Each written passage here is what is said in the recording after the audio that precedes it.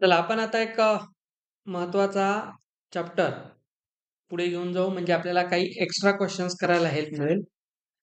That is rigid body dynamics. अतिशय important chapter आपण start करत आहोत.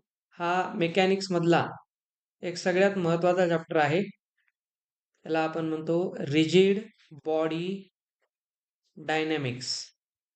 तर ही जी रिजिड बॉडी डायनॅमिक्स आहे याचंच दुसरं नाव आहे रोटेशनल मोशन. आता आपण सगळेजण याला रोटेशन म्हणून ओळखतो, पण ऍक्च्युली याचं हे खरं नाव आहे. जेई मेन्स मध्ये आपण याला रिजिड बॉडी डायनॅमिक्स म्हणून ओळखतो. ऑलरेडी आपण फिजिक्समध्ये दोन टाईपच्या मोशनला डील करत असतो, एक स्टॅटिक आणि डायनॅमिक. स्टॅटिक मध्ये आपण फक्त रेस्ट व्हायच्या ऑब्जेक्टचा अभ्यास करतो, जसं 12th स्टँडर्डला आपण एकदम स्टार्टला पाहणार इलेक्ट्रोस्टॅटिक्स, जिथे आपण फक्त चार्जेस ॲट रेस्ट याचाच अभ्यास करणार. आणि मग जेव्हा चार्जेसला मोशन येतं मग आपण त्याला करंट इलेक्ट्रिसिटी म्हणून स्टडी करतो. ऑलरेडी करंट बद्दल आपण 10th स्टँडर्ड पर्यंत खूप शिकलेलं आहे. रेजिस्टन्स, ओम्स लॉ पर्यंत आपण शिकतो. तिथून पुढे आपल्याला जायचं असतं आणि पुढचे जे कॉन्सेप्ट आहेत म्हणजे आपण जे लहानपणी एक इलेक्ट्रिक सर्किट शिकत होतो की नाही, एक बॅटरी लावली, पॉझिटिव्ह टर्मिनल कडून निगेटिव्ह टर्मिनलकडे चार्जेस फ्लो होतात. ऍक्च्युली मध्ये बॅटरी असते काय, बॅटरीमध्ये होतं काय, बॅटरीचं मेकॅनिझम कसं चालतं, बॅटरीचं स्वतःचं इंटरनल रेजिस्टन्स कसं असतं. तर इथे चार्जेस जेव्हा मोशनमध्ये येतात तेव्हा नेमकं कसं फिजिक्स काम करतं याचा अभ्यास आपण करतो मोशनच्या पार्टमध्ये. पण फिजिक्समध्ये कोणताही कॉन्सेप्ट दोन लेवलला स्टडी होतो, एक स्टॅटिक आणि एक डायनॅमिक. डायनॅमिकचा अर्थ चेंजिंग, सतत होत असलेले चेंजेस. आता रिजिड बॉडी डायनॅमिक्स हे जे नाव दिलेलं आहे, कारण रोटेशनल मोशनची जी पूर्ण थेरी आहे ती डिपेंड आहे रिजिड बॉडीवर. ठीक आहे. रिजिड, रिजिडचा आपण मराठी असा काय अर्थ घेत असतो, रिजिड म्हणजे एकदम कठोर, कठीण. ठीक आहे, ज्याच्यात आपण चेंज नाही करू शकत. तसं आता हा टेबल आपण जर त्याला मॅक्रो लेवलला पाहिलं, वरच्या लेवलला पाहिलं तर हा एक अतिशय कठीण पदार्थ आहे. ठीक आहे, आपण याला रिजिड बॉडी म्हणू शकतो. पण याला मायक्रोस्कोपिक लेवलला जर पाहिलं तर प्रॅक्टिकली या युनिव्हर्समध्ये रिजिड बॉडी कोणतीच नसते. कारण मी काही ना काही फोर्स जर अप्लाय केला तर बघा, फोर्समुळे याच्यातले जे पार्टिकल्स आहेत सरफेसवरचे, त्या पार्टिकल्समध्ये काही ना काही डिस्प्लेसमेंट येणार आणि फोर्समध्ये डिस्प्लेसमेंट आलं म्हणजे वर्क झालं. ठीक आहे, वर्कची डेफिनेशन आहे displacement due to the applied force. आणि मग आपण याच्यात डिस्प्लेसमेंट केलं, वर्क केलं, work is equal to energy consume, म्हणजे काही ना काही एनर्जी आपण इथे अप्लाय केली.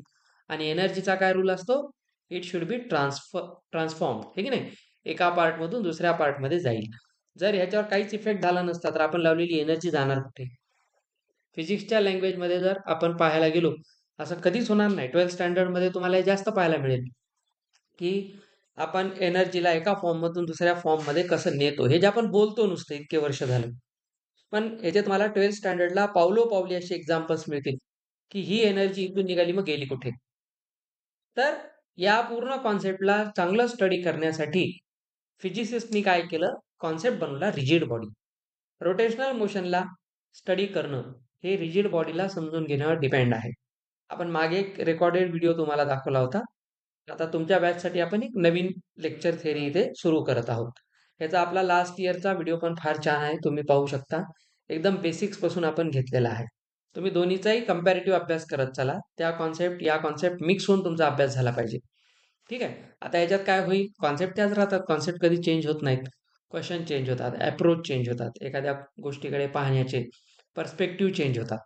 तर ते आपल्याला इथं पाहायचंय. तर हा जो पूर्ण चॅप्टर आहे जनरली काय केलेलं आहे, याला विनाकारण विलन बनवलेलं फिजिक्समध्ये. खूप सारे मुलं या चॅप्टरला घाबरतात. त्याचं काय रिझन आहे की हे आम्हाला लक्षात राहत नाही. तर रिजिड बॉडी डायनॅमिक्समध्ये लक्षात कोणत्या गोष्टी राहत नाहीत, ज्या समजत नाहीत. लक्षात तेच राहतं जे अंडरस्टँड होतं, समजतं. तर आपण ह्याला एक एक एक एक कॉन्सेप्ट पूर्ण डीपमध्ये समजून घेऊ. या चॅप्टरमध्ये मी मुद्दाम तुम्हाला 2 दिवस जास्त लागू द्या रेग्युलर वेपेक्षा, पण ह्याच्यात तुम्हाला खूप साऱ्या गोष्टींचे मॅथमॅटिकल कॉन्सेप्ट समजून घ्यायचे. तर प्रूफ असतील छोटे मोठे. एखादी गोष्ट घडते म्हणजे काय होतं, आता आपण उद्या खूप जास्त डिटेलमध्ये बोलणार मोमेंट ऑफ इनर्शियावर. तो या चॅप्टरचा आत्मा आहे. ठीक आहे, आज आपण पाहू मोमेंट ऑफ इनर्शिया असतं काय, मग वेगवेगळ्या बॉडीचा मोमेंट ऑफ इनर्शिया कसा कॅल्क्युलेट करतात, त्याच्यासाठी मॅथमॅटिक्स कसं लावलं जातं, त्याच्या आधी आपण अप्रोच समजून घेऊ आणि अप्रोच झाल्यानंतर मग त्याची एक्झामच्या पॉईंट ऑफ व्ह्यूने ट्रिक्स असतात त्याच्या. जसं तुम्ही पिरियॉडिक टेबल सगळा पाठ करत नसतो आपण, काही मुलं लहानपणी पाठ करत होते, पण आपण त्याचे नेमॉनिक्स पाठ करतो, ठीक नाही. पिरियॉडिक टेबलमध्ये तुम्ही डाऊन द ग्रुप येताना नावं कशी घेतो आपण, हे लिना की रुबीसे फ्रेंडशिप, बेटा मांगे कार स्कूटर बाप राजी, हे जे आपण पूर्ण पिरियॉडिक टेबल पाठ करतो, तर त्याच्यामध्ये ते पाठ करण्याची ट्रिक झाली, कारण फायनल एक्झाम मध्ये तुम्हाला ते ट्रिकच कामाला येणार आहे तिथे. याही चॅप्टरमध्ये याच्या मागचं फिजिक्स समजून घ्या आणि नंतर ह्याची कॉन्सेप्ट शॉर्ट मध्ये लक्षात ठेवा. दोन गोष्टी आहेत. आपण centre of mass already cover केलेले. सेंटर ऑफ मासचे सुद्धा शॉर्टकट्स आहेत. त्याचे आणि याचे शॉर्टकट्स आपण मिक्स मध्ये शिकणार. त्याचे शॉर्टकट आपण इथे नाही घेतले त्यावेळेस. आता आपण या चॅप्टरमध्ये ऑलरेडी तीच गोष्ट कंटिन्यू करू जी लास्ट इयर केली होती, कारण कॉन्सेप्ट तोच आहे, तो चेंज होत नाही. तर सगळ्यात आधी फिजिक्समध्ये रिजिड बॉडी म्हणजे काय, इंग्लिश ग्रामरमध्ये रिजिड बॉडीचा अर्थ आहे एक सिंपल, आपण म्हणतो अशी कोणतीही बॉडी जी बऱ्यापैकी हार्ड आहे, त्याला आपण रिजिड बॉडी म्हणतो. पण फिजिक्स असं त्याला डिफाईन करत नाही. तर सगळ्यात पहिल्यांदा समजून घ्या, फिजिक्समध्ये एक सांगितलेलं आहे, इट इज अ कम्प्लिटली, आता हेच खरे नोट्स आहेत हा, व्यवस्थित हेच वाचायचे नंतर. It is a completely mathematical concept. पहिल्यांदा तर हे लक्षात ठेवा. म्हणजे हा कॉन्सेप्ट आपल्याला समजून घेण्यासाठी ईज मिळावी म्हणून डेव्हलप केलेला आहे. आणि मॅथमॅटिकल कॉन्सेप्ट आहे, म्हणजे इथे बिलकुल आपल्याला फॉर्म्युले मिळणार आणि त्याचा यूज कसा होतो हे पाहणार. तर as we say it's a mathematical concept, then we have to prove how it is possible. तर हे कसं होणार, आता ह्याच्यामध्ये काय सांगतात बघा. तर सिंपल याला असं डिफाईन केलेलं आहे रिजिड बॉडीला, it is defined as a system of particles, a system of particles in which, ही याची खरी डेफिनेशन आहे आता, in which distance between any two particles remains always constant. हा मेन कॉन्सेप्ट आहे. रिजिड बॉडी, आता आपण याला पूर्ण एलॉबरेट करू. आधी याला म्हणायचे काय पहा. ही एक सिस्टीम ऑफ पार्टिकल्स आहे. म्हणजे आपण इथे एका पार्टिकल बद्दल नाही डिस्कस करत. सिस्टीमचा अर्थ फिजिक्समध्ये पाहतो सेम किंवा वेगवेगळ्या प्रॉपर्टी असलेल्या खूप साऱ्या पार्टिकल्सला एकत्र बनवून आणणे, that is system. System of particles आहे आणि यामध्ये डिस्टन्स कोणामधलं असलं पाहिजे, एनी टू पार्टिकल्स, कोणते दोन पार्टिकल घ्या त्या सिस्टीम मधले, त्यांचं डिस्टन्स नेहमी कसं राहणार, कॉन्स्टंट, नो चेंज. आणि म्हणूनच आपण याला रिजिड बॉडी म्हणतो. सिंपल गोष्ट आहे. मी आता ज्या गोष्टीला कठोर म्हणतो, कठीण म्हणतो, याचा अर्थ काय आहे, त्याच्यावर फोर्स लावल्यानंतर होणारा जो चेंज आहे तो नेग्लिजिबल असला पाहिजे किंवा तो मला कळलाच नाही पाहिजे. जसं आता मी याला प्रेस केलं या टेबलला, तर मला काय लक्षात येते की याचा एकही पार्टिकल आपल्या जागेवरून हलायला तयार नाही. म्हणजे बघा हा इथे जागेवर दिसतो, पण मायन्यूट लेवलला हा होतं. बघा हा रिजिड बॉडीमध्ये आहे का, इलास्टिसिटी, ह्याच्यामध्ये रिजिड बॉडीमध्ये आपण इलास्टिसिटी डिस्कस करत नाही. Elastic bodies are different concept, ठीक आहे. ते आपण सॉलिड्स मध्ये शिकतो, मेकॅनिकल प्रॉपर्टीज ऑफ सॉलिड्स. इथे स्ट्रेस स्ट्रेन लॉ आहे, यंग्स यंग्स मॉड्युलस आपण काढतो, त्याच्यामधला तो भाग आहे. यालाही तुम्ही रिजिड बॉडी म्हणू शकता, नो डाऊट, पण त्याने ही मॅथमॅटिकल कन्सेप्ट फॉलो केली तर, अदरवाईज नाही. आताच्या डेफिनेशन नुसार ही रिजिड बॉडी नाहीये, but this is a rigid body, आत्ता तरी आपण म्हणू शकतो. आता असं समजून घ्या, जसं मी तुम्हाला मागे एक एक्झाम्पल दिलं, त्याला म्हणायचंय काय. समजा आता एक ही सिस्टीम ऑफ पार्टिकल्स आहे, हा पेन म्हणजे एक सिस्टीम आहे, याच्यावर इन्फायनाईट पार्टिकल्स आहेत आणि मी यातले कोणते दोन पार्टिकल, म्हणजे मी जिथे माझे इथे फिंगर्स लावेल हे दोन पार्टिकल आहेत, मी कन्सिडर केले. आता जर मी या पार्टिकलला म्हणजे या सिस्टीमला काय केलं, कितीही फिरवलं, कुठेही बघा, पुढे केलं मागे केलं, म्हणजे मोशन आणला, तर डायनॅमिक्स करतोय आपण याचं, याला मागे पुढे केलं, कितीही रोटेट केलं, तर पहा बरं, या दोघांमध्ये जे डिस्टन्स आहे ते फिक्स आहे. ते डिस्टन्स चेंज होत नाहीये. असं होत नाही मी ऑब्जेक्टला पुढे नेल्यामुळे हा पार्टिकल आपली जागा सोडून पुढे आला, असंही नाही होणार. किंवा हा मागे गेला असंही नाही होणार. आणि ह्यालाच मग आपण पुढे mathematically as a vector check करतो. आणि मग याची कंडिशन बनवतो. तर गोष्ट समजून घ्या. हा एक पार्टिकल ए आणि बी, आपण याला पूर्ण फिगर काढून हे बघू. हे दोन पार्टिकल आहेत. हे दोन पार्टिकल या सिस्टीमचा पार्ट आहेत. And these two as a pair will never change their relative positions. Relative position म्हणजे याची position with respect to this position. ह्यांची पोझिशन चेंज नाही होणार. आता डिस्टन्स चेंज नाही होणार. Distance is a mathematical concept. आणि ही आता कॉन्स्टंट आहे. सर कॉन्स्टंट कोणाच्या ह्याच्यामध्ये? ते एक शब्द इथं वाढवायचा, विथ रिस्पेक्ट टू टाइम. ठीक आहे. आता आपण डिस्टन्सला टाइमच्या रिस्पेक्टमध्ये आणलं, डिस्प्लेसमेंटला टाइमच्या रिस्पेक्टमध्ये आणलं, तर आपण डिफरन्शिएट करू. Distance or displacement per unit time when differentiated we get velocity. आणि वेलॉसिटीला टाइमच्या रिस्पेक्टमध्ये डिफरन्शिएट केलं, ऍक्सेलरेशन मिळणार. म्हणजे बघा, ऑटोमॅटिकली तर कॅल्क्युलस पूर्ण इन्क्लूड झालेला आहे. म्हणून आपण जेव्हा सेंटर ऑफ मास पाहतो, मोमेंट ऑफ इनर्शिया, आता एक नवीन कॉन्सेप्ट शिकणार आपण. मोमेंट ऑफ इनर्शिया मध्ये आपल्या ओळखीचा फक्त इनर्शिया आहे. ठीक आहे. इनर्शिया तर आपण ऑलरेडी न्यूटन्स फर्स्ट लॉ मध्ये शिकलेला असतो. त्याला इथे पुढे घेऊन जायचं. या चॅप्टरचा सगळ्यात मेन कॉन्सेप्ट तोच असतो. रोटेशन शिकणं अवघड नाही. याच्यात 2-3 नवीन कार्यकर्ते शिकणार तुम्ही. एक मोमेंट ऑफ इनर्शिया पाहणार आणि दुसरा असतो टॉर्क, नवीन टाईपचा फोर्स. ठीक आहे. आणि टॉर्क मग त्याचे डायमेन्शन्स काढणं, या सगळ्या गोष्टी येतात. आता बघा, आता हा काय म्हणतो इन शॉर्ट लक्षात घ्या. समजा आपल्याकडे एक कोणती तरी बॉडी आहे. ही एक बॉडी आहे. सेम बॉडी आपण दुसरी घेऊ. ही बॉडी 1 आहे. लेट्स से आपण एक दुसरी बॉडी इथे घेतली.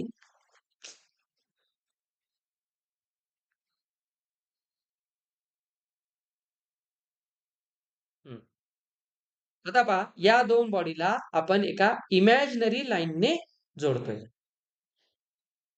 एक इमॅजिनरी लाईन आहे. It's only an imaginary line. Do not get confuse that this is connected by a string or a rope. नाही, काही नाही. फक्त कळण्यासाठी की सिस्टीमचे भाग आहेत. म्हणजे असं समजा ना, कुठली तरी एक वस्तू आहे अशी, आणि वस्तूवरचे दोन पार्टिकल्स आहेत. तर तुम्ही इथं बघू शकता, ही एक ऑब्जेक्ट आहे. या ऑब्जेक्टवर हे दोन पार्टिकल्स आहेत. तर आपण त्यांना एक जोडले to check their distance. To check their distance. आता ही डॉटेड मधली ही झिगझॅग लाईन काढा नाही काढा काही फरक पडत नाही. हे कळण्यासाठी आहे फक्त. आता बघा, हा आपला ऑब्जेक्ट ए आणि हा बी आहे. This is object A, this is object B. आता हा जो ऑब्जेक्ट आहे, लेट्स से हा ऑब्जेक्ट काय करतोय, या डायरेक्शन मध्ये व्ही ए व्हेलॉसिटीने जात आहे. त्याचं मोशन आहे. आणि बी सुद्धा त्याच डायरेक्शन मध्ये जात आहे. Both objects having same direction. आता काय होईल पहा, मी जर बी ला पुढे ढकललं तर ए पण पुढे जायला पाहिजे. का बरं? टू मेंटेन दिस कंडिशन की डिस्टन्स मस्ट रिमेन कॉन्स्टंट. आता जर हा पुढे गेला आणि हा जर जागेवर नाहीच तिथून हल्ला, तर यांचं डिस्टन्स चेंज होईल. या दोघांमध्ये आता डिस्टन्स आपण नेहमी कोणतं पाहत असतो? सेंटर ऑफ मास पासून घेतलेलं. डिस्टन्स कधी सेंटर ऑफ मास पासून घेतात. ग्रॅव्हिटीमध्ये तुम्ही शिकलात, तर असे दोन आपण मासेस घेतो, डिस्टन्स या मधलं दाखवत असतो. सेंटर ऑफ मास मधलं डिस्टन्स असं दाखवत नाही, हे रॉंग डिस्टन्स आहे. तर सेंटर ऑफ मासचं डिस्टन्स असतं फिजिक्समध्ये. म्हणून आपण काय करत असतो generally, to make things easier to understand, we consider bodies as point objects. ठीक आहे नाही, आपण त्याला एक्सटेंडेड बॉडीज म्हणून ट्रीट करत नाही, पॉईंट ऑब्जेक्ट म्हणून ट्रीट करतो. कारण पॉईंट बॉडीचं मॅथमॅटिक्स इझी असतं. आता बघा, जर व्ही ए आणि व्ही बी, आता व्ही ए म्हणले मी फक्त इथे स्पीड बद्दल नाही बोलत आहे, डायरेक्शन सुद्धा. व्हेलॉसिटी आली म्हणजे डायरेक्शन आली, it's a vector quantity. V A आणि व्ही बी, तुम्हीच मला विचार पण उत्तर द्या, व्ही ए आणि व्ही बी मध्ये काय रिलेशन असायला पाहिजे? To to call this as a rigid body. या दोघात काय रिलेशन असायला पाहिजे? जर या दोघांचं डिस्टन्स चेंज होऊ द्यायचं नाहीये. आता व्हेलॉसिटी काय आहे? Time derivative of displacement. मग सांगा, डिस्टन्स चेंज होत नाही याचा अर्थ काय चेंज होत नाही, व्हेलॉसिटी पण चेंज होत नाही. सिंपल गोष्ट आहे. ठीक आहे. तर इथे कंडिशन काय लागेल बघा, these two bodies have such kind of configuration and their respective velocities are va and vb. We say if आहे स्टेटमेंट कंडिशनल आहे, va is equal to vb. ही जर कंडिशन फॉलो होत असेल तर आपण म्हणतो it is a rigid body. आलं लक्षात. पण याच ठिकाणी जर VA आणि VB हे दोन सेम नाहीत तर मात्र आपण ह्याला रिजिड बॉडी नाही म्हणत. आता VA चे दोन अर्थ आहेत, VA VB चे. व्हेलॉसिटी म्हणतोय आपण, म्हणजे इथं डायरेक्शनचा संबंध आहे, असा काही अर्थ नाही. तुम्ही असं समजा की हे दोन माझे हात आहेत, ह्यांच्यात एक पर्टिक्युलर डिस्टन्स आहे. आता मी काय करतो, या हातांना बघा फिरवतोय मागे पुढे वर खाली एका सर्क्युलर मोशन मध्ये. पण मी एक कंडिशन काय फॉलो करतोय की यांच्यातलं डिस्टन्स सेम राहायला पाहिजे. हे असं जर झालं तर बघा दोघांमध्ये सेपरेशन आलं किंवा दोघांमध्ये अप्रोच आला तर अप्रोचची व्हेलॉसिटी सेपरेशनची व्हेलॉसिटी चेंज झाली. याचा अर्थ बघा ऑब्जेक्ट डिस्कॉन्फिगर झाला. आपण जेव्हा एखाद्या ऑब्जेक्टला असं ओढून तोडतो त्यावेळेस आपण काय करतो, त्यांच्या पार्टिकल्स मधलं डिस्टन्स वाढवतो फोर्स लावून. म्हणजे आपण त्या बॉडीला तोडतो म्हणजे काय करतो, डिस्टन्सेस वाढवतो की नाही, सेपरेट करतो ना आपण त्याला, म्हणतात त्यांच्या व्हेलॉसिटीला व्हेलॉसिटी ऑफ सेपरेशन म्हणतात, त्याला आपण पुढे ढकलतो. तर सिंपल गोष्ट लक्षात घ्या, या हाताला मी कोणत्याही डायरेक्शन मध्ये फिरवलं तर बघा दोघांची व्हेलॉसिटी चेंज होत आहे बिलकुल. पण इथं व्हेलॉसिटी सेम आहे, याचा अर्थ काय, तुम्हीच विचार करा. हा जर या डायरेक्शन मध्ये फिरतोय आणि हा पण याच डायरेक्शन मध्ये फिरतोय, बघा बरं, तर डिस्टन्स रिड्यूस झालं दोघांमधलं, तर ही बॉडी आता रिजिड बॉडी नाही राहणार. तर इथं व्हेलॉसिटी म्हणण्याचं काय कारण आहे बघा, याची व्हेलॉसिटी बघा, व्हेलॉसिटी टँजेन्शियल असते. आपण टँजंट काढतो कुठल्याही पार्टिकलची, इन्स्टंटेनियस डायरेक्शन काढण्यासाठी काय करतो, त्याच्या मोशनच्या पाथवर ॲट अ पर्टिक्युलर पॉइंट एक टँजंट ड्रॉ करतो आणि ती टँजंट सांगते की at that instant body is following such kind of direction. तर इकडे हे जात आहे. आता हे दोन ऑब्जेक्ट जर मी ह्याची ही डायरेक्शन घेतली बघा अशी, तर ह्याला त्याच मॅनरने जावं लागेल. आता बघा, तरच डिस्टन्स यांचं फिक्स राहील. VA is equal to VB हा अर्थ आहे. म्हणजे यांना म्हणता यायला असतं स्पीड सेम आहे दोघांची, पण हे स्पीड बद्दल नाही बोलत, फक्त डायरेक्शन बद्दल बोलतात. कारण ही डायरेक्शन जरी चेंज होत गेली तरी काय होऊ शकतं बघा, याचं जर फिरणं इकडे आणि याचं इकडेच फिरणं आहे तर पहा बरं काय होत आहे, एक सर्क्युलर मोशन इथे तयार होत आहे. म्हणून रोटेशन चॅप्टर हा सर्क्युलर मोशनचा ऍडव्हान्स व्हर्जन आहे. आपण सर्क्युलर मोशनला एक ऍक्सिस देऊन टाकणार आणि त्या ऍक्सिसच्या अबाउट सगळी स्टडी करणार. या फॅनचं नुसतं फिरणं इम्पॉर्टंट नाहीये, तो ज्या रॉडच्या अबाउट फिरतोय त्याच्या महत्वात आपण विचार करतो. तर दार चालू बंद करणं कशावर जास्त डिपेंड आहे, ते दार ज्या आपण चौकटीला लावलेला आहे त्याचा जो हिंज आहे त्याच्या अबाउट त्याचं रोटेशन आहे आणि मग तिथून ठरवतो. तुम्ही एक साधा रोटेशनचा सगळ्यात बेस्ट एक्झाम्पल काय, ते दार मला लवकर बंद करायचंय, ठीक आहे, आता आपण थोडं बंदही करू. तू उभी राहा तनुजा 1 मिनिट. म्हणजे जनरली कायनेमॅटिक्स शिकताना मुलं काय करतात, सर्क्युलर मोशन आलं की डोकं धरून बसतात. आता तोच आपल्याला सुधरू देत नाही, हे तर त्याच्या पुढचं व्हर्जन आहे. तर हे तुम्हाला सांगता ऍक्च्युली की फक्त सर्कलमध्ये बॉडी फिरते किंवा आम्ही त्याचा अँग्युलर व्हेलॉसिटी अँग्युलर डिस्प्लेसमेंट काढून स्टडी नाही करू शकत. आता याच्यामध्ये एक महत्वाची गोष्ट आहे, मी तिथून ढकलणं आणि इथून ढकलणं याच्यात काय फरक होता, फरक होता मास डिस्ट्रीब्युशन. आपण दार जेव्हा इकडून ढकलत होतो तेव्हा मास डिस्ट्रीब्युशन काय होतं, प्रत्येक पॉइंटला मास दाराचं वेगवेगळे.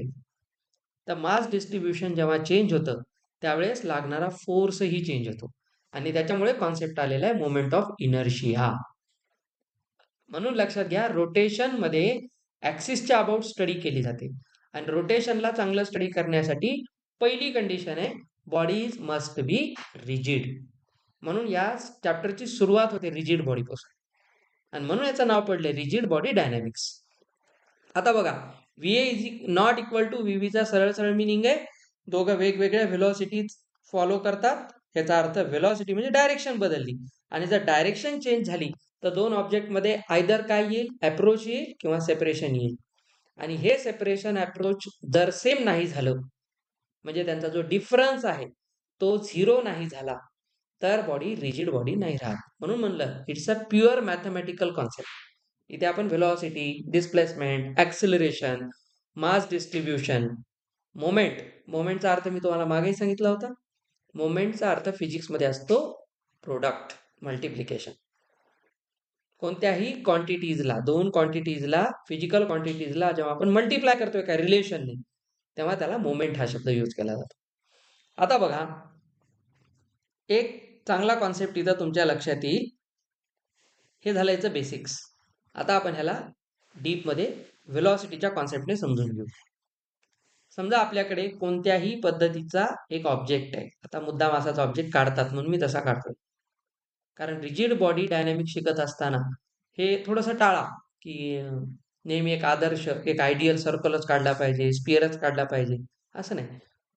तुम्ही कितीही वेगळ्या शेपचा ऑब्जेक्ट घ्या. तुम्ही बघा बरं, कोणत्याही ऑब्जेक्टला घेऊन जर तुम्ही एका ॲक्सिस भोवती फिरवलं, तर तो ऑब्जेक्ट थोड्या वेळानंतर सर्कलच दिसायला लागतो. फिरवा त्याला जोरात, की नाही, तो सर्कलमध्ये कन्वर्ट होतो शेवटी, कारण त्याला एक सेपरेट पाथ येतो मोशनमुळे. हे खूप मायन्युटली स्टडी केलं जातं. आता नीट पहा मी काय म्हणतोय. आपण दोन ऑब्जेक्ट, आता हे एक ऑब्जेक्ट आहे, ह्याच्यावर आपण दोन पार्टिकल कन्सिडर करू. चला, इथे तो पार्टिकल आहे ए आणि एक दुसरा पार्टिकल घ्या तिथेच बी.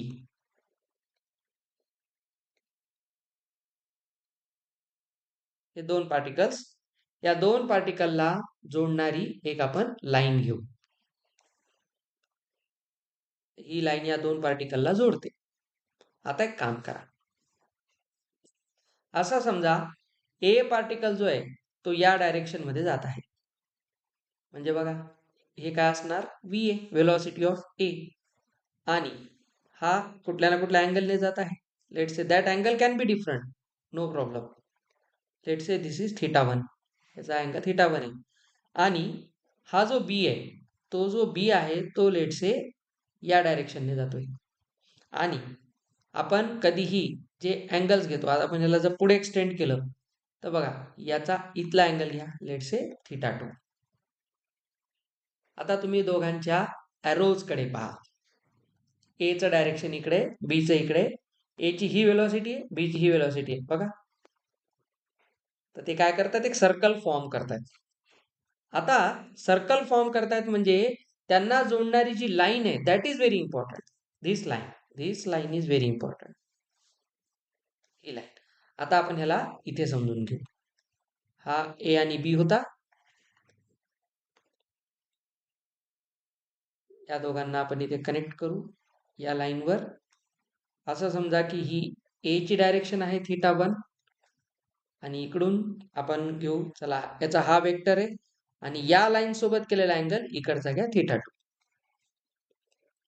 हा कॉम्पोनंट असतो. इकडे आहे velocity of A and velocity of B. Velocity म्हणतोय, काळजीपूर्वक लक्षात ठेवा, डायरेक्शन मॅटर्स. आता आपल्याला या दोघांना जोडणारी ही जी ए बी लाईन आहे, तर बघा बरं, हा ऑब्जेक्ट आणि हा ऑब्जेक्ट, या दोघांमधलं डिस्टन्स मी इथून तर नाही पाहणार.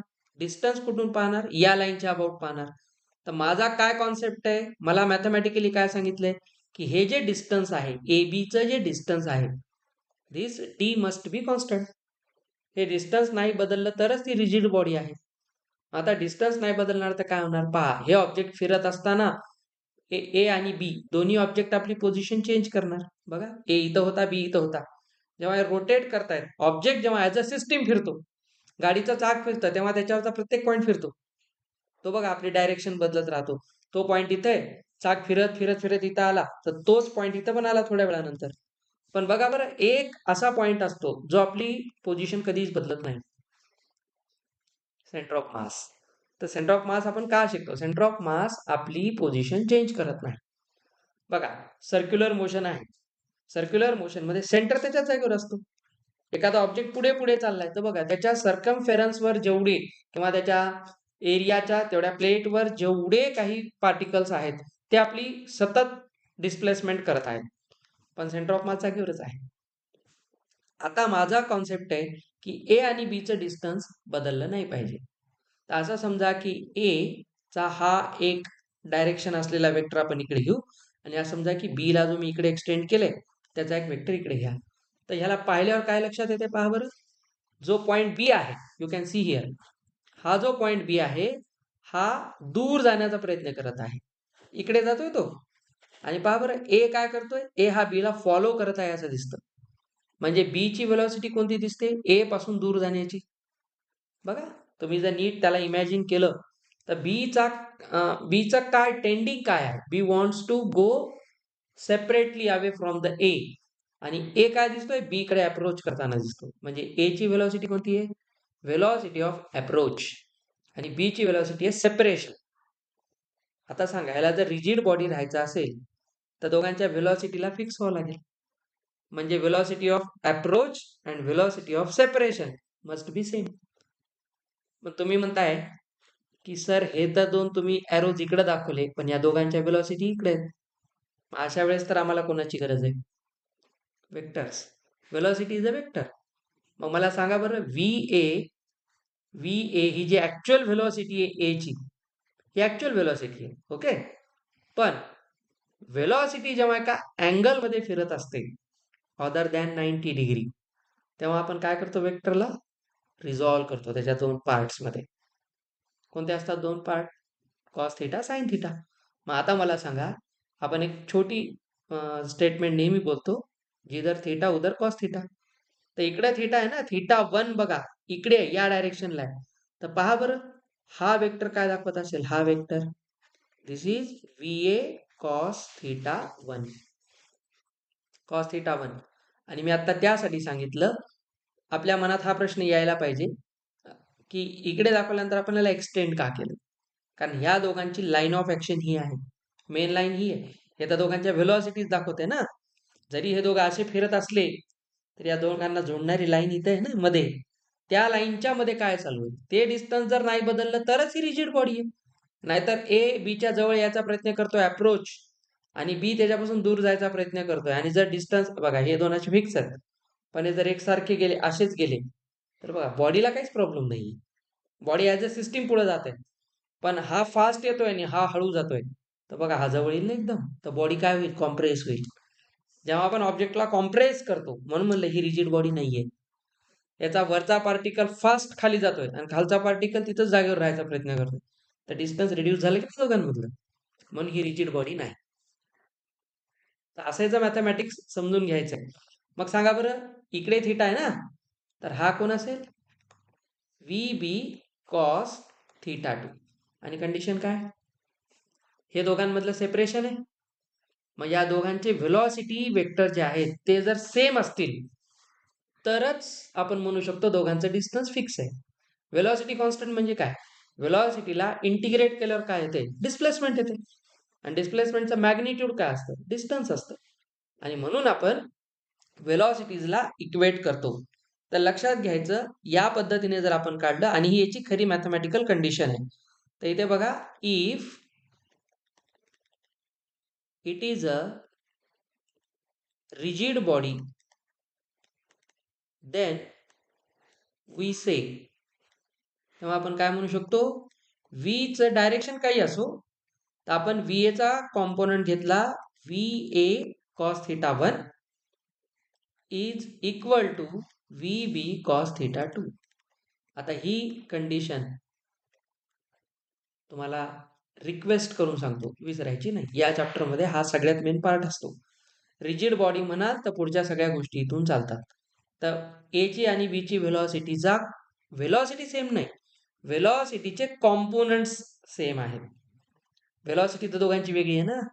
बघा ही तर व्हेलॉसिटी इकडे, हा इकडे चाललाय, आणि बी तर इकडे चाललाय ना, दोघांच्या डायरेक्शन वेगळे आहेत, ते दोघ वेगवेगळ्या शहराला चाललेत. पण जेव्हा आपण याचा एक कॉम्पोनंट इकडे आणतो आणि ह्याचा इकडे आणतो, तर बघा आले की नाही सेम डायरेक्शन मध्ये. म्हणजे दोघांच्या अप्रोच आणि सेपरेशनच्या व्हेलॉसिटीजला आपण इक्वेट केलेला आहे. ही कंडिशन आजच्या डेट मधला मेन कॉन्सेप्ट हा आहे. तर आपण रिजिड बॉडीला आता डिफाईन केले पुढे समजून घेण्यासाठी. एवढं जिथे जिथे हे फॉलो होईल तिथेच रिजिड बॉडी असेल, नाहीतर काहीच नाही. तर लक्षात घ्या, आपण त्याच्यात एक असं म्हणत असतो, यालाच असं समजून घ्या. बघा, तर we have VA cos theta 1 equals VB cos theta 2. याचं काय मिनिंग आहे मग? VA cos theta 1 is nothing but velocity of approach. आपण ह्याला मागे सुद्धा शिकलेलं आहे, NLM मध्ये मी सांगितलेलं आहे हे. तर आता इथं समजून घ्या. आणि हा आहे व्हेलॉसिटी व्हेलॉसिटी ऑफ सेपरेशन. का सर याला सेपरेशन का म्हणलं? ॲज पर ड्रॉन फिगर आपण पाहतो की बी दूर जाण्यात पाहतोय आणि ए जवळ यायला पाहतोय बीच्या. म्हणून ए अप्रोच करताना दिसतो आणि बी सेपरेट होताना दिसतो. असं कुठेही लिहिलेलं नाही की बीचीच व्हेलॉसिटी सेपरेशनची असली पाहिजे. तुम्ही या फिगरला रिव्हर्स करून टाका तर ऑटोमॅटिकली बी अप्रोच करताना दिसेल, ए सेपरेट होताना दिसेल. कसंही करा, फक्त ही कंडिशन फॉलो करा. रिजिड बॉडीसाठी ही कंडिशन आहे. याचं दुसरं मिनिंग काय mathematically? VA cos theta 1 minus VB cos theta 2 should be 0. इक्वलचा अर्थ तोच आहे. दोन नंबरचा डिफरन्स 0 आहे म्हणजे काय? ते दोन नंबर इक्वल आहेत. आता दोन नंबरचा डिफरन्स 0 असण्याचे दोन मिनिंग आहेत मॅथमॅटिक्स मध्ये. Possible answers, both numbers are same or both are 0. तरच 0 होईल ना. आता दोघं सेम पाहिजे. नॉन 0 नंबर असला तरी सेम पाहिजे. हे देतात. सेमचा अर्थ काय असतो मॅथ्स मध्ये? Magnitude wise same. हे त्याचा अर्थ आहे, मॅग्निट्यूड वाईज. ठीक आहे, तुम्ही सेपरेट कराल तर. चला, तर इथे आपण एक महत्वाचा कॉन्सेप्ट शिकलेला आहे. मग आता मला सांगा, या फिगरमध्ये आपण फक्त कोणता कॉम्पोनंट दाखवला? Cos theta. वेक्टरला रिझॉल्व्ह केल्यावर आम्हाला एक्स्ट्रा कॉम्पोनंट अजून मिळतो नाही. आपल्याला माहिती आहे की या VA cos theta 1 ला जर मी इकडून जर एक परपेंडिक्युलर कॉम्पोनंट काढला हा, आणि पहा यालाच इकडे जो होता बघा हा इकडे जात होता, तर ऍक्च्युली बघा हा मला इथे परपेंडिक्युलर दिसतोय, मी ह्याला सध्या परपेंडिक्युलर मानतो. तर इकडे कोण असेल? VB साइन थिटा 2 आणि हा असेल VA साइन थिटा 1. आता तुम्ही एक महत्वाची गोष्ट समजून घ्या. when we resolve a vector into its components, then what happens? In actually rigid body dynamics, their cos theta components denote their velocities on a single line. बरं, याला वेक्टरच्या लँग्वेज मध्ये काय म्हणतो सांगा? हे दोन कोणते वेक्टर आहेत? Collinear vectors. वेक्टरच्या टाइप शिकलो ना आपण. कोलिनियर वेक्टरची काय डेफिनेशन आहे? कोलिनियर वेक्टरचं दुसरं नाव पॅरलल वेक्टर्स. पॅरलल वेक्टर्स त्यांचा अँगल 0 असतो. Anti parallel vectors 180 degree angle असतो. तर इथे ही गोष्ट लक्षात ठेवा, VA cos theta 1 VB cos theta 2 हे दोन कशाबद्दल माहिती देतात? अप्रोच आणि सेपरेशनच्या व्हेलॉसिटी बद्दल. परंतु VA sin theta 1 आणि VB sin theta 2 हे दोन एका लाईनवर नाही आहेत. पहा, हे दोन त्या लाईनला परपेंडिक्युलर आहेत. दिसते का? हे दोन त्या लाईनला परपेंडिक्युलर आहेत. त्याच्यावर आपण काय म्हणू शकतो? हे दोन कॉम्पोनंट्स काय झाले बघा. तर या कंडिशनला जेव्हा आपण फॉलो करू, तर इथे मी म्हणतोय velocity of B with respect to A. आपण असंच लिहितो.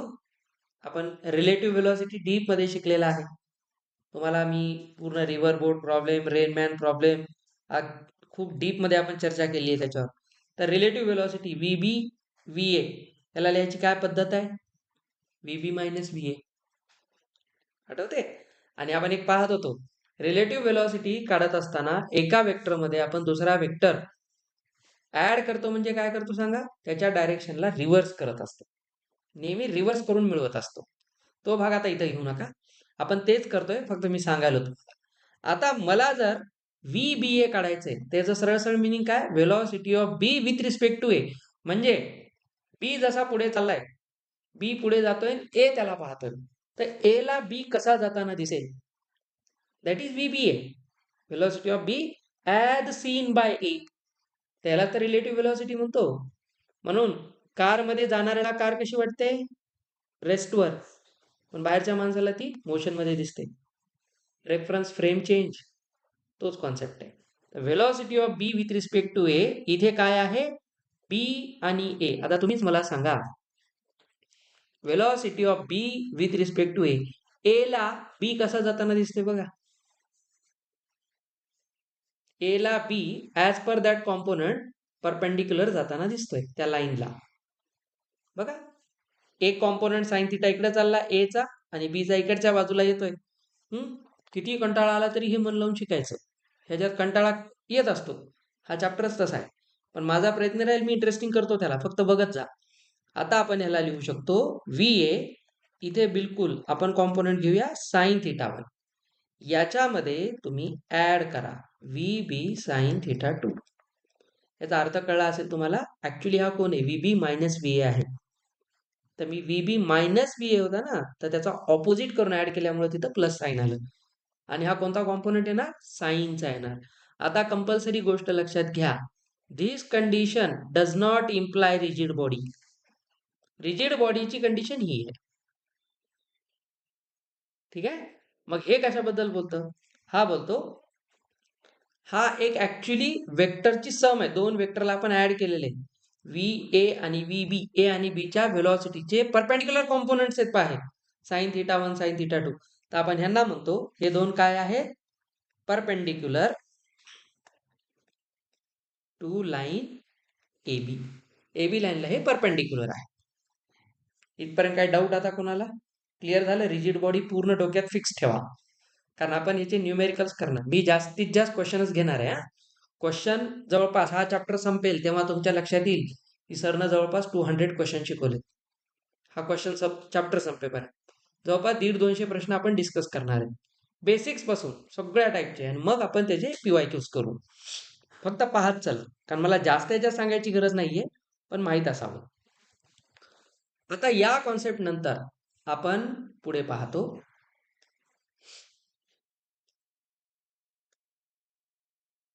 Types of motion of rigid body.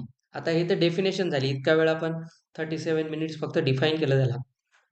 Types of, आता या मोशनवर आपण नंतर डीप मध्ये चर्चा करणार. आता हे फक्त लक्षात घ्या, रिजिड बॉडी. आता रिजिड बॉडी कोणकोणत्या टाईप मध्ये मोशन करतात, ठीक आहे. तर बिलकुल याच्यामध्ये 3 टाईप असतात. एखादी रिजिड बॉडी आहे, आता मी तुम्हाला एक्झाम्पल हे देतो. हा पेन एक रिजिड बॉडी आहे. तर आपल्याला माहिती आहे की हे 2 पार्टिकल्स आहेत. बघा, आता या पेनला माझ्या मनावर मी याला कसं फिरवणार, तर मी याला फक्त समोर नेलं स्ट्रेट लाईन मध्ये, अलॉंग अ स्ट्रेट लाईन. तर आपण याला नाव दिले मोशन चॅप्टर मध्ये ट्रान्सलेशनल मोशन. बघा, हा फक्त स्ट्रेट लाईन मध्ये पुढे पुढे प्रोग्रेस करतोय, तर ह्याचं नाव आहे pure translational motion. Rigid body can have translational motion. Pure means what, only translational, म्हणजे तो फक्त स्ट्रेट लाईन मध्ये जातो, एका स्ट्रेट लाईन मध्येच जाणार. Translational, pure. प्युअरचा अर्थ आहे दुसऱ्या टाईपचं मोशन नाही, अदरवाईज दुसरं. बघा, आता तो रोटेशन करतोय, आता तो ट्रान्सलेशनल नाहीये, आता तो स्ट्रेट लाईन मध्ये पुढे नाही जात आहे, तो आता फक्त जागेवर गोल गोल गोल फिरतोय. आता फिरताना जर मी इथं मध्यभागी असं पकडलं आणि ह्याला फिरवायचा प्रयत्न केला, तर मी ज्या ठिकाणी होल्ड केले सेंटर ऑफ मास इथे, तर हा कोण आहे, इथून त्याचा ऍक्सिस जातोय, हा रोटेट करतोय, आणि यालाच आपण ऍक्सिस ऑफ रोटेशन म्हणतो. आणि एकदा ऍक्सिस ऑफ रोटेशन समजला की मग आपण डिस्कस करतो मोमेंट ऑफ इनर्शिया. मग पॉईंट बॉडीसाठी मग कंटिन्युअस मास डिस्ट्रीब्युशन असेल, कंटिन्युअस आलं म्हणजे आपलं इंटिग्रेशन आलं, दुसरं काहीच नसतं. तर याला आपण पुढे पुढे फिरवणार. हे कोणतं झालं, प्युअरली रोटेशनल मोशन. आता मला सांगा, व्हेकलचं जे टायर असतं ते कोणतं मोशन करतं, बघा. रिजिड बॉडी आहे, टायर तर रिजिड बॉडी आहे आपल्यासाठी, त्याचं मोशन कोणतं आहे पहा बरं. व्हेकल ज्यावेळेस, टायर जेव्हा फिरतं तेव्हा ते रोटेशनही करायला, गाडीचा ऍक्सेल असतं 2 टायरला जोडणार, तोच ऍक्सिस आहे. ऍक्सिसच्या अबाउट तो फिरतोय म्हणजे बघा रोटेशनल मोशन आहे. फिरत फिरत तो पुढे जातोय म्हणजे ट्रान्सलेशनल पण. तर मोशन मिक्स टाईपचं पण असतं. म्हणून ह्याच्यामध्ये आपण 3 टाईपचे मोशन शिकत असतो. First is pure translational. Pure translational, इथे काय म्हणाल, प्युअर रोटेशनल. आणि तिसरी टाईप आहे बोथ ट्रान्सलेशनल अँड रोटेशनल. आता या चॅप्टर मध्ये आपण याला 1 बाय 1 स्टडी करत असतो. ह्याला आपण नंतर पाहणार, मी फक्त आता टाईप म्हणून ह्याला सोडून बाजूला सोडतोय. ह्याला 1 बाय 1 शिकायचं आहे आपल्याला. आता आपण एक छोटासा कॉन्सेप्ट समजून घेऊ.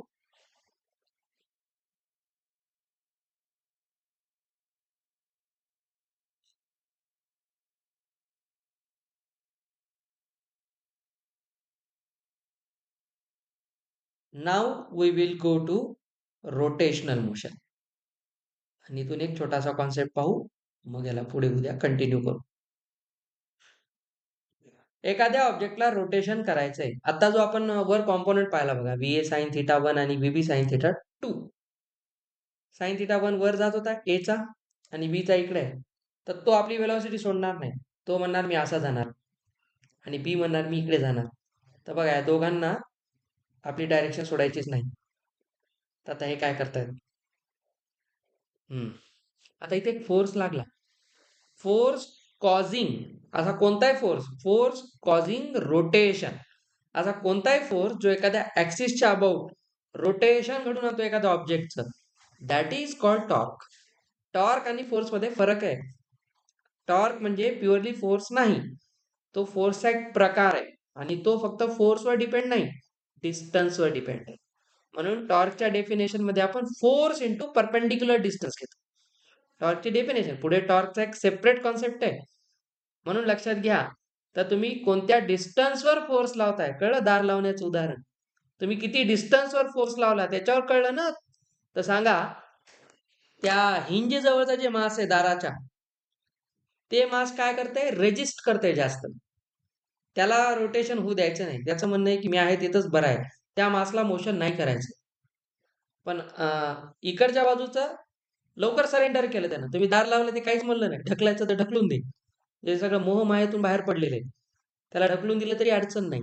याचा अर्थ काय झाला बघा, मास तर सेम आहे दोन्हीकडे, एकाच ऑब्जेक्टचा मास आहे, पण मासचं डिस्ट्रीब्युशन वेगवेगळे. एक मास ऍक्सिसच्या खूप जवळ आहे आणि दुसऱ्या ऍक्सिस पासून दूर आहे. तर याचं रोटेशन आणि याचं रोटेशन सेम नाही. म्हणजे बघा, रोटेशन फक्त ऍक्सिसवर तुम्ही फोर्स लावताय ह्याच्यावर डिपेंड नाहीये, फोर्स तुम्ही किती डिस्टन्सवर लावताय. म्हणून फोर्स जेव्हा डिस्टन्स सोबत रिलेट केलं जातं, इट इज कॉल्ड टॉर्क. ठीक आहे. आता टॉर्क साठी एक बेस्ट एक्झाम्पल असतं, आपण पुढे खूप डीप मध्ये याला पाहणार आहे, आता फक्त विषयाला म्हणून सांगतो. मला या ऑब्जेक्टला जर रोटेशनल मोशन करायचे तर मला याला टॉर्क कसा द्यावा लागेल? जे मी आता इकडे वेक्टर लावलं सांगितलं, त्याचा फील घ्या. बघा, मी कोणते दोन पॉईंट कन्सिडर करतो, हे दोन पॉईंट, त्याचे एंड पॉइंट्स, इकडे व्ही ए इकडे व्ही बी. मला टॉर्क पाहिजे. बघा, दोघांची जर डायरेक्शन सेम झाली तर हे तर रोटेशनल प्लस ट्रान्सलेशनल मोशन आहे. नाही, मला रोटेशनलच पाहिजे. ठीक आहे, फक्त रोटेशनल पाहिजे. तर मी दोघांना इकडे धरेल, मी याचा वेक्टर इकडे आणेल आणि याचा इकडे आणेल. बघा, आता रोटेशन झालं, कारण या दोघांचे साइन थिटाचे कॉम्पोनंट्स आपण इकडे यूज केले. तर फिजिक्स असं अंडरस्टँडिंग लेवलला आणायचं. कधीही रोटेशनल मोशन मध्ये एक गोष्ट असते, पाहिजे लिहिले, in pure rotational motion every particle of the rigid body moves in circles of different radii. तुम्हीच बघा, ही रिजिड बॉडी आहे. आता आपण याला फील करू, ह्याच्यावर आपण काही पॉइंट कन्सिडर करू. हे 4 पॉइंट कन्सिडर करू. ऑब्विसली या पॉइंटचा मी इकडे वेक्टर घेतो आणि बिलकुल हे सगळे वेक्टर कसे असले पाहिजे? हे सगळे वेक्टर परपेंडिक्युलर असले पाहिजे त्या लाईनला. साइन थिटाचा कॉम्पोनंट परपेंडिक्युलर असतो. वर लिहिल्याने बेटा आता बिलकुल कन्फ्युजन नाही ठेवायचं कोणत्याही गोष्टीमध्ये. इथे मुद्दाम लिहिलेला आहे perpendicular to line A B. हे जेवढं लक्षात ठेवता तुमचे स्टेटमेंट क्वेश्चन्स बनतात. जेई मीन्स खूप विचारतं स्टेटमेंट क्वेश्चन थेअरीतून. माझा प्रयत्न असतो की तुम्हाला घरी जाऊन एनसीईआरटी उघडून वाचायचं काम पडू नये. तुम्ही माझे नोट्स जरी वाचलात, तुमचा जागेवर अभ्यास पूर्ण होऊन जातो. हे ऐकलेलं जास्तीत जास्त लक्षात ठेवायचं आणि नंतर मग हेच नोट्स वाचायचे, वेगळं डोकं लावू नका. आता बघा बरं, हा पॉइंट जेव्हा फिरतोय ना, हा आपली डायरेक्शन सोडणार नाही. तर असं म्हणून चला, हा अशा एका सर्कलमध्ये फिरेल पूर्णपणे, तसाच हा पण फिरेल ना. आता बघा, याचा मे बी सर्कल वेगळा असेल, याचाही सर्कल मे बी वेगळा असेल. म्हणजे या प्रत्येक सर्कलचं, कारण बघा ह्याचा पण एक कॉम्पोनंट आहे ना, असं जणू चला की हा इकडे जाईल, हा इकडे येईल, त्याला रोटेशन तर करायचंय. त्या सगळ्यांना रोटेशन करायचं तर बघा, दोघांवर लागणारे साइन थिटाचे कॉम्पोनंट्स एकमेकांच्या ऑपोजिट पाहिजे. तरच ते रोटेट करायला हेल्प करतील. पण या सगळ्यांची रेडियस वेगवेगळी आहे. रेडियस वेगवेगळी आहे. म्हणून इथे डेफिनेशन काय? In pure rotational motion every particle on the rigid body has a circular motion with different radii. या प्रत्येकाची रेडियस डिफरंट असते. आणि ही रेडाई कुठून कॅल्क्युलेट करतात सर? Axis of rotation. आता ही बॉडी कशी आहे पहा. इथे स्ट्रेट लाईन घेतली आपण, तर ऑब्व्हियसली स्ट्रेट लाईन म्हणजे रॉडचा कॉन्सेप्ट होता. रॉड मध्ये कुठं होतं? L/2. L/2 डिस्टन्सवर. अरे बाबा, याची पूर्ण लेंथ L आहे. त्याचा सेंटर ऑफ मास कुठं असतो? L/2 वर असतो. शिकले आपण. हा, तर हा याचा ऍक्सिस ऑफ रोटेशन आहे ना. तर बघ बरं, याचं जे रोटेशन आहे त्याची ही रेडियस आहे ना, ही रेडियस आहे. आता जर तुम्ही याला प्युअरली खूप छान पद्धतीनं याची फिगर काढतो म्हणलात, म्हणजे खूप हायर लेवलच्या अंडरस्टँडिंगला, तर असं समजून घ्या. हा घ्या ऑब्जेक्ट, हा घ्यायचा सेंटर ऑफ मासचा ऍक्सिस, आणि ह्याच्यावर आपण काही पॉइंट कन्सिडर करू. चला, हा एक करू, हा एक, काय झालं, हा एक आणि हा एक पॉइंट. चला, हा एक पॉइंट घ्या. पहा बरं, इथून असेल ना, हा जर सेंटर ऑफ मास आहे तर याची ही रेडियस आहे. आता तुम्ही चेक करू शकता, जर मी याच्यावर फोर्स लावला तर हा या पद्धतीच्या सर्कलमध्ये फिरेल. त्याची ही रेडियस आहे. आता बघा, याची रेडियस इथे चेंज झाली, तर हा काय करेल? या सर्कलमध्ये फिरेल. प्रत्येकाचं वेगवेगळं फिरणं आहे. याची रेडियस ही आहे, तर हा बेबी असाकडे सर फिरेल. सॉरी, ही रेडियस आहे बरोबर. तर याचं असं फिरणं असेल, म्हणजे या प्रत्येकाचा सर्कल डिफरंट आहे, कारण प्रत्येकाची रेडियस चेंज आहे. याचा अर्थ असा आहे, कोण फास्ट फिरेल, कोण लवकर मूव्ह होईल, हे कशावर डिपेंड आहे? ऍक्सिस पासून तो किती दूर आहे. ऍक्सिस पासून दूर असण्याचं काय? तो किती मासला कॉन्ट्रीब्यूट करतो. ती पूर्ण बॉडी एक कंटिन्युअस मास सिस्टीम आहे, तर त्याचा मास किती चांगला. म्हणजे आता तुम्ही विचार करा, मी जर इथं सेंटर ऑफ मास याचा धरला, इथंच असतो, आणि जर मला याला रोटेट करायचंय, तर कोणाची रेडियस जास्त राहील? ज्याचा डिस्टन्स जास्त राहील. बरं, याचा डिस्टन्स जास्त आहे, जेवढं डिस्टन्स जास्त तेवढं मास दूर गेलं. जास्त मास कॉन्सन्ट्रेट कुठं असते? सेंटर ऑफ मासची डेफिनेशन काय होती आठवा? A point where the total mass of the body is suppose to be concentrated. म्हणजे इथे याचा मास आपण मानलंय, तर बघा या पार्ट मध्ये मास जास्त आहे, आणि जेवढं मास जास्त, इनर्शियाची काय डेफिनेशन होती? Inertia is measure of mass.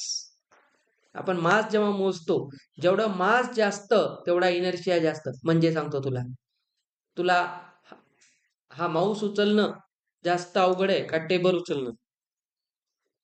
Mouse उचलणं सोपं आहे ना. ह्याच्यात हे जास्त अवघड आहे, त्याचा मास जास्त आहे, कारण याचा इनर्शिया जास्त आहे.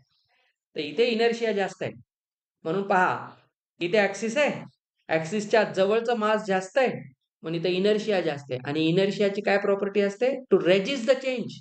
न्यूटननं पहिल्यांदा हेच सांगितलंय, ठेविले अनंत तैसेची राहावे. नो चेंज, चेंज नाही करायचा. तर हे तेच आहे. पण बघा, ह्याला फरक नाही पडत, हा तर दूर आहे, त्याचा मास जास्त दूर गेलं, म्हणून इथे जो फोर्स लागेल ना तो कमी लागेल. म्हणून इथे जर दाराचं हिंज आहे, इथे दाराचं हिंज आहे, तर बघा, दार इकडून लावणं उघडणं सोपं आहे, कारण मास दूर आहे. आणि इथं मास जवळ आहे ना, म्हणून इथे जास्त फोर्स लागतो. तर जेवढी रेडियस कमी तेवढं रोटेशन हार्ड. हे फील आला पाहिजे तुम्हाला, बाकी काहीच नाही. म्हणजे तुम्हाला थेरॉटिकल क्वेश्चन मध्ये कळते की मोमेंट ऑफ इनर्शिया कोणत्या पॉईंटचा जास्त असेल. हे जर चांगलं अंडरस्टँडिंग आणायचं ना, तर हे कॉन्सेप्ट पकडत चला. मासचा काय संबंध आहे, मग यांनी मोमेंट ऑफ इनर्शियाचाच कॉन्सेप्ट का आणला, आणि तिथून मग टॉर्कचं काय रिलेशन आहे. तर निव्वळ रोटेशनल मोशन म्हणजे ऍक्सिस दिला आणि ऑब्जेक्ट फिरतोय, दिस इज नॉट सफिशियंट डेफिनेशन. याला व्यवस्थित समजून घ्यायचंय. तर 2-3 गोष्टी असतात आता मी सांगितलेल्या. इथे काय होणार?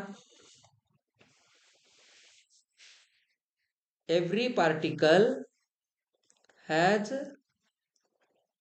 Circular motion about axis of rotation. तर रोटेट करतोय ना तो, ऍक्सिस ऑफ रोटेशन, हा पहिला पॉइंट. आणि दुसरा, every particles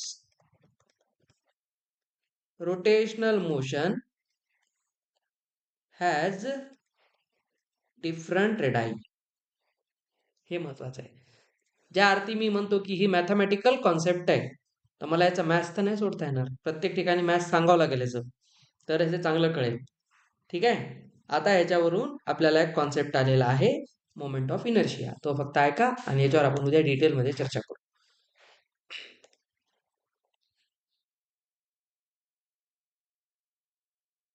moment of inertia, दोन शब्द याच्यात महत्वाचे आहेत. एक मोमेंट, एक इनर्शिया. इनर्शिया आपण ऐकलेला आहे. Inertia is the property of any object which resist the change. ठीक आहे नाही, त्याला कोणीही चेंज करा. आता या माऊसची सध्या टेंडेन्सी काय आहे, रेस्टवर राहण्याची. जेव्हा मी याच्यावर फोर्स लावेल तेव्हा तो रेजिस्ट करेल, नाही मला आहे तर राहू दे. म्हणजे बघा, हा इनर्शिया ऑफ रेस्ट म्हणतो आपण याला. त्याला रेस्टवरच राहायचंय. 9th स्टँडर्डला शिकलेला कॉन्सेप्ट आहे. बरं, ऑब्जेक्ट फास्ट पुढे जातोय, मी ब्रेक मारला, आता त्याचा इनर्शिया मोशनचा आहे, त्याला थांबायचं नाही, त्याला पळायचंच आहे.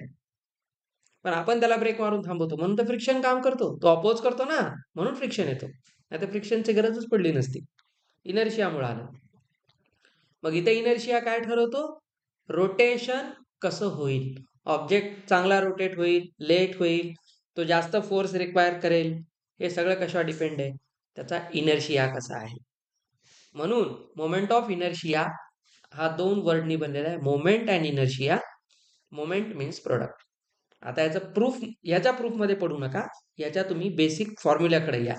तर मोमेंट ऑफ इनर्शिया काय आहे बघा. It plays very important role in rotational motion as mass plays in translational motion. आपण जेव्हा ट्रान्सलेशनल मोशन पाहतो, म्हणजे ऑब्जेक्ट फक्त स्ट्रेट लाईन मध्ये पुढे पुढे जातोय, तर आपण तिथे फक्त मास बद्दल बोलणार. तिथे आपलं दुसरं डोकंच लावायचं नाही, फक्त मास. पण रोटेशनल मोशन मध्ये फक्त मासवर इम्पॉर्टन्स नाहीये, डिस्टन्सवर पण आहे. म्हणून आता आपण याची डेफिनेशन अशी केलेली आहे. तर असं समजून चला, मोमेंट ऑफ इनर्शिया आपण परत दोन टाईपसाठी पाहतो. त्यातली पहिली आहे फॉर अ सिंगल पार्टिकल. चला आता आपण ह्याला एकदम सिम्प्लिफाईड व्हर्जन मध्ये पाहू. समजा हा काय आहे, ऍक्सिस आहे, आणि ऍक्सिस पासून एका पर्टिक्युलर डिस्टन्सवर एक सिंगल पॉइंट ऑब्जेक्ट आहे. हा एक मास आहे, याचा मास m आहे, आणि हा असं समजा की या ऍक्सिस पासून r डिस्टन्सवर आहे. r काय असतो, पोझिशन वेक्टर. आणि एक महत्वाची गोष्ट ती कधीच विसरायची नाही, distance of mass from the axis always must be perpendicular. नाही तर आपण हा सर, हा मास तर ऍक्सिस पासून एवढा पण दूर आहे, हे पण डिस्टन्स आहे मासचं, असे तर त्याला इन्फायनाइट डिस्टन्स आहे जोडत बसलात तर. पण नाही, आपल्याला माहिती आहे shortest distance is perpendicular distance. ठीक आहे, तर परपेंडिक्युलर डिस्टन्सच असतं, हे लक्षात ठेवायचं नेहमी. आता आपण दार लावताना जिथे फोर्स लावला, ज्या पॉइंटवर तुझा हात होता, त्या पॉइंटचं, त्या हिंच पासूनचं परपेंडिक्युलर डिस्टन्सच पाहिल्या जाते. मग आता ह्याला डिफाईन कसं केलेलं आहे, moment of inertia is denoted by capital I. It is, moment means product. कोणाकोणाचा प्रोडक्ट आहे, मास आणि डिस्टन्स. पण m1 r1 काय होता आठवा, सेंटर ऑफ मासचा कोऑर्डिनेट होता. कालच आपण क्वेश्चन केले, m1 x1 m2 x2. r असतो पोझिशन वेक्टर, पण इथे मोमेंट ऑफ इनर्शिया मध्ये एक स्क्वेअर असतो, r चा स्क्वेअर असतो. तर बस I is equal to mr square, विसरायचं नाही, व्हेरी इम्पॉर्टंट. एवढाच फॉर्म्युला असतो. आता प्रत्येकाचं मास डिस्ट्रीब्युशन चेंज झालं, मग मात्र हे जे फॉर्म्युले बदलतात. तर मोमेंट ऑफ इनर्शिया वेगवेगळ्या ऑब्जेक्टचा वेगवेगळा असतो, वेगवेगळा. आणि या चॅप्टरमध्ये तुमचा एक बरापैकी जो वेळ जाणार आहे, तो मोमेंट ऑफ इनर्शिया शिकण्यात जाणार आहे. तर moment of inertia for any single particle is given by mr square, where m is the mass of the body, r is the perpendicular distance from the axis. हे main आहे single साठी. Okay. आणि जर इथे दुसरा प्रकार कोणता आहे, सिस्टीम ऑफ पार्टिकल्स. आपण एकाबद्दल बोलणार नाही. तर सिस्टीम ऑफ पार्टिकल्स बद्दल बोलत असेल तर ऑब्विसली असं समजा की हा एक ऍक्सिस आहे, या ऍक्सिस पासून थोडं नंतर, हा इथे मास m1 घ्या, कुठला तरी एक मास आहे, समजा इथे मास m2 आहे, इथे कुठेतरी मास M3 आहे. आता ही सिस्टीम झाली ना, एक रिजिड बॉडी आहे. तुम्ही असं समजा ना, ही ती रिजिड बॉडी आहे. त्याच्यावर खूप सारे मासेस आहेत आणि हा त्याचा ऍक्सिस ऑफ रोटेशन आहे. ह्याच्या भोवती तो फिरतो. तर आपण हे नेहमी नेहमी काढत नाही, फक्त समजण्यासाठी आहे. तर बघ, या सगळ्यांचा आपण घेणार डिस्टन्स. तर पहा, या सगळ्याचा मास वेगळं, डिस्टन्स हे वेगळे. प्रत्येकाचा मास डिस्टन्स वेगळे, पण हे सगळे डिस्टन्स परपेंडिक्युलर आहेत. तर ऍज अ सिस्टीम आपण काय करणार? काय नाही सर, आपण फक्त या सगळ्याला मल्टिप्लाय करून ऍड करणार. आपल्याला ऍज अ सिस्टीम घ्यायचंय. तर इथे आपण बिलकुल आपला मॅथमॅटिकली सिग्मा नोटेशन यूज करतो. सिग्मा कुठून I1 पासून R पर्यंत. ठीक आहे, N पर्यंत. खूप सारे आहेत ना आपल्याकडे. N पर्यंत जा. R लिहिलं तर ते कन्फ्युजन होईल ना. N पार्टिकल्स आहेत. तर बिलकुल इथं आपण लिहिणार MI स्क्वेअर. तर सगळ्या M आणि R स्क्वेअरला मल्टिप्लाय करून त्यांना ऍड केलं की ॲज अ सिस्टीम येतं. आता हे कोणासाठी आहे? हे महत्वाचं आहे, समजून घ्या. हे सिंगल पार्टिकल सिस्टीमसाठी आहे. म्हणजे एक सिंपल गोष्ट तुम्हाला सांगतो. मी जर या पेनला ऍक्सिस ऑफ रोटेशन मानलं, तर या पेन पासून मी फक्त सिंगल ऑब्जेक्ट म्हणून माऊस पाहतो, सिंगल ऑब्जेक्ट म्हणून रिमोट पाहतो. ते सिंगल पार्टिकल्स आहेत. पण मी जर या स्क्रीनचा विचार केला, इथे कंटिन्युअस बॉडी आहे. आता इथं तर इन्फायनाइट पार्टिकल्स आहेत. तर तुम्ही असे इन्फायनाइट पार्टिकलचा MR स्क्वेअर घेऊन ऍड तर प्रॅक्टिकली नाही करू शकत. म्हणून मॅथमॅटिक्सने काय केलं? न्यूटनला हीच तर अडचण होती ना. न्यूटन म्हणूनच परेशान होता. अब क्या करे? म्हणून त्याने कॅल्क्युलस डेव्हलप केलं. म्हणूनच आलं. कॅल्क्युलसचा जन्मच ह्याच्यामुळे झाला. आता इन्स्टंटेनियस आहे, खूप सारे, खूप जास्त आहेत. मग इथे काय करणार? असे सगळे सगळे सगळे सिग्मा सिग्मा सिग्मा सिग्मा कुठून कुठपर्यंत? टोटल एरिया पर्यंत. आता एरिया आहे ना, हा सरफेस एरिया आहे. तर याला आपण म्हणतो सरफेस इंटिग्रल. इंटिग्रल 2-3 टाईपचे असतात. विशेषतः 2 इंटिग्रल शिकतो आपण 12th स्टँडर्ड पर्यंत. एक लाईन इंटिग्रल असतं, एक सरफेस इंटिग्रल असतं. लाईन इंटिग्रल फक्त लाईन संदर्भात बोलतो. तुम्ही एखाद्या रॉड बद्दल बोलताय, रोप बद्दल बोलताय, ते लाईन इंटिग्रल आहे. पण एका सरफेसच्या एरिया बद्दल बोलताय, ते सरफेस इंटिग्रल आहे. बरं, एक क्लोज्ड इंटिग्रल असतं. क्लोजचा अर्थ काय? त्याला लिमिट्स आहेत इथून इथपर्यंत. आपण ज्याला डेफिनेट इंटिग्रेशन म्हणतो मॅथ्समध्ये. क्लिअरली सांगितलेलं आहे, जर तुम्हाला कंटिन्युअस बॉडीसाठी पाहायचं असेल तर सिग्मा सिग्मा लावत बसू नका. सरळ तिथे काय करा? सिम्पली इंटिग्रेशन करा. तर एक लास्ट पॉइंटचा इथपर्यंत कळलं. एक सिंगल पार्टिकल असेल तर फक्त MR square, system of particle असेल सिग्मा MI RI स्क्वेअर, आणि पुढचा पार्ट आहे for continuous mass distribution. Continuous mass distribution असेल तर आम्ही काय करतो? Moment of inertia is given bye integral of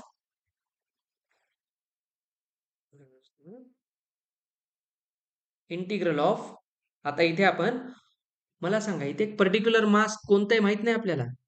तर आपण काय करतो? या मासेसचे, या स्क्रीनचे खूप छोटे छोटे मास, याला मॅथमॅटिक्स मध्ये काय म्हणतात? इन्फायनाइटझिमली स्मॉल. इन्फायनाइटझिमली स्मॉल म्हणजे मी याचे इन्फायनाइट तुकडे केले. तर सांगा बरं, याचे तुकडे किती लहान लहान असतील? तर प्रत्येक मास काय? खूप छोटा मास आहे. तर खूप छोट्या मासला मॅथ्स मध्ये काय म्हणतात? DM. आणि या डिस्टन्सचं प्रत्येकाचा ऍक्सिस पासून काही ना काही असणारच, म्हणून आपण त्याला लिहिलं R स्क्वेअर. तोच फॉर्म्युला आहे. फक्त मासला काय करतात? DM मध्ये कन्वर्ट करतात, कारण मास आपण खूप छोटे छोटे मास घेतले. तर याला एक नाव असतं मास डेन्सिटी. पुढे चालून आपण याला पाहतो. मास डेन्सिटी कंटिन्युअस बॉडीमध्ये लिनियर मास डेन्सिटी एक असते, एरियल मास डेन्सिटी एक असते, आणि एक व्हॉल्यूम मास डेन्सिटी असते. एका व्हॉल्यूम मध्ये किती मास आहे, एरियामध्ये किती मास आहे, एका लाईनवर किती मास आहे. तर आपण उद्या या 2-3 फॉर्म्युल्यांचा यूज करून वेगवेगळ्या जॉमेट्रिक फिगरसाठी मोमेंट ऑफ इनर्शिया कॅल्क्युलेट करणार, आणि मग आपण याचे न्यूमेरिकल्स करणार. इथपर्यंत क्लिअर झाला आता? हा झाला आपला बेसिक कॉन्सेप्ट. हा जेवढा स्ट्रॉंग आहे तेवढा हा चॅप्टर स्ट्रॉंग आहे, नाहीतर मग चॅप्टर गेला हातातून. पहिल्या 2 पिरियड मध्ये हा चॅप्टर कळतो, नाहीतर हा चॅप्टर गेला. आणि हा एकदा जर तुमच्या हातातून गेला ना, संपला. 11वी-12वीला रोटेशन विसरून जा. तुम्ही फिरत राहणार, याचा फायदा काहीच होणार नाही. पण मी सांगतो त्या मेथडने करा, तुमचे सगळे क्वेश्चन्स बनतात. फक्त याला प्रोसेसने शिका.